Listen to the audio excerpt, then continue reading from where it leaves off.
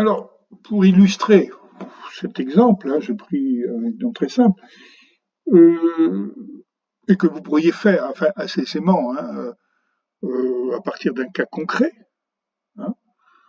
Alors, j'ai pris un bâtiment de bureau, 5000 mètres carrés, 200 personnes, bon, qui occupent les locaux de 8 heures à 18 heures.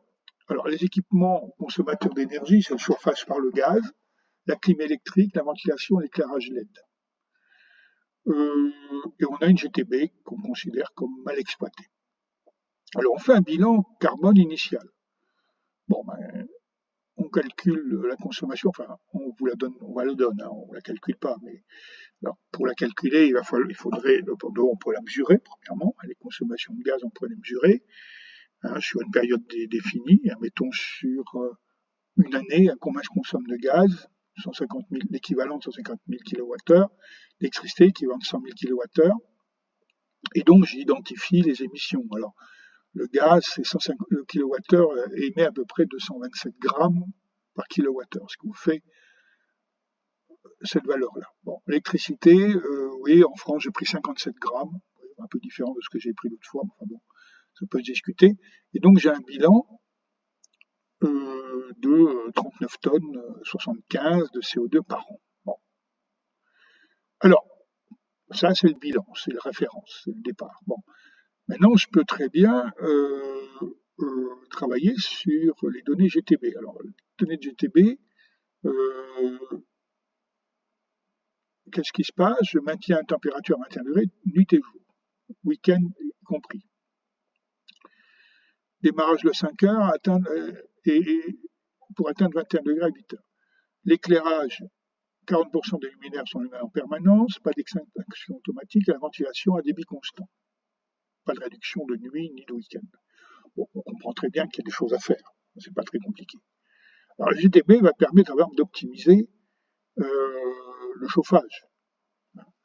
Bon, j'ai mis ça sous une programmation, voilà, vous basculez euh, sur, alors bon, 21 degrés initialement, bien sûr, alors que je vous propose de travailler sur une 20 degrés en occupation, 16 degrés en nuit, 16 degrés en week-end, et démarrer la chaudière à 6h30 et non plus à 5h, et l'arrêter à 17h30 hein, pour les gens qui quittent à 18h, donc avec l'inertie, c'est suffisant.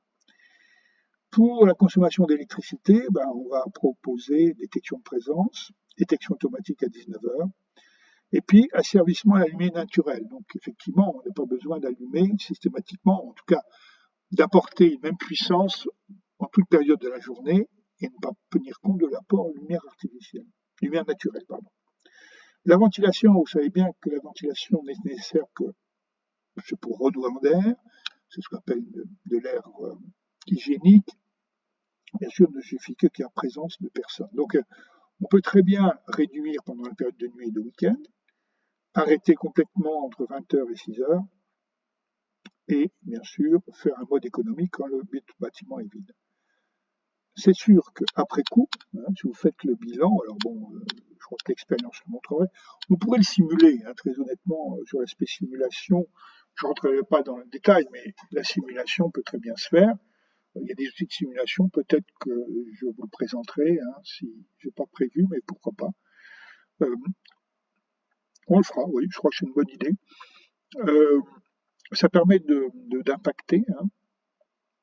Je le ferai en session 10, en dernière session. Donc, bon, là, c'est une évaluation, hein, c'est un calcul. Il y a eu donc 25% d'économisés sur le gaz et 18% sur l'électricité. Ça, c'est une mesure que fait la GTB. Et bien sûr, un bilan qui, bien sûr, montre une réduction des émissions de CO2. Et donc, vous voyez, donc, il y a eu un gain de 8 tonnes de CO2 annuel, de côté gaz, de 1 tonne de kilos de CO2 sur l'électricité, donc c'est pas loin de 10 tonnes de CO2. Hein. Bon, ce qui représente à peu près 24%. Alors sur une journée, on peut effectivement imaginer l'analyse sur une journée, et les gains annuels, vous voyez que ce sont des gains quand même qui sont à 5 700 euros, pour un investissement relativement réduit. Hein, là-dessus. Alors, GTB, si elle existait, était mal réglée. Si elle n'existait pas, elle était rajoutée. Ou elle est plus performante. C'est possible, bien sûr, c'est peut-être un investissement plus important que 5700 euros, bien sûr. Mais bon, le temps de retour sur investissement peut être assez intéressant. On peut penser qu'en 3-4 ans, vous pouvez amortir votre, votre GTB, rénovée ou nouvelle, avec oui, 5 000 euros, ça fait 20 000 euros sur 4 ans, 25 000 euros sur 5 ans, c'est gérable. Voilà, c'est gérable. Voilà, donc vous voyez qu'au fond, c'est relativement vertueux, c'est à la fois des suivis en temps réel, détecter les dérives, tester de nouvelles stratégies, on peut très bien modifier les paramètres hein, de consigne, et puis bien sûr calculer automatiquement tout ce qui est bilan carbone. Voilà. Voilà un petit peu pour un exemple, bon, simple, je reconnais, mais qui peut toujours avoir l'intérêt. Je crois qu'il ne faut pas bien faire des choses très complexes. C'est surtout bien évaluer les gains énergétiques et les gains financiers. Je crois que c'est ça l'objectif, hein, votre sensibilité. Après la mise en œuvre, on va parler de la GTC, mais pour l'instant, c'est les grands impacts et les grands intérêts. Ok, donc je retiens comme une chose, j'essaierai d'illustrer ces petits calculs à l'occasion, dans une session avec un logiciel adapté. Vous verrez des logiciels gratuits qui peuvent vous faire calculer ce type de choses. Merci pour votre attention.